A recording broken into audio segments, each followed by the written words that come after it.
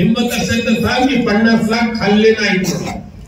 आता चॅलेंज आहे या माजी आमदाराला, गद्दार आमदाराला, तुम्ही कोत्रेवाडीच्या त्या डम्पिंग ग्राउंडच्या नावावर, माझे आमदार समजलं ना नाव,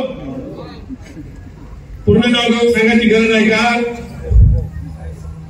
अरे भर लोकसभेच्या निवडणुकीच्या वेळेला त्या कोत्रेवाडीच्या डम्पिंग ग्राउंडच्या नावावर 50 लाख रुपये लाच तुम्ही घेतली की नाही ती कबूल करा आणि पीएडी जास्त आग्रह धरला, पण त्याच्यासाठी अजून 5 लाख रुपये, 55 लाखाचे तुकडे चाटणारा हा माजी आमदार विनायक राऊतांच्या नावाने दगड फोडतोय, विलास साळकेंच्या नावाने दगड फोडतोय.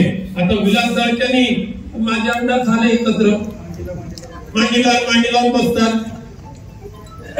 आता कुठे गेला? अरे माझ्या नावाने किती आरोप कर, तुला ते कोत्रेवाडीच्या लोकांचे शाप भोगल्याशिवाय राहणार नाही.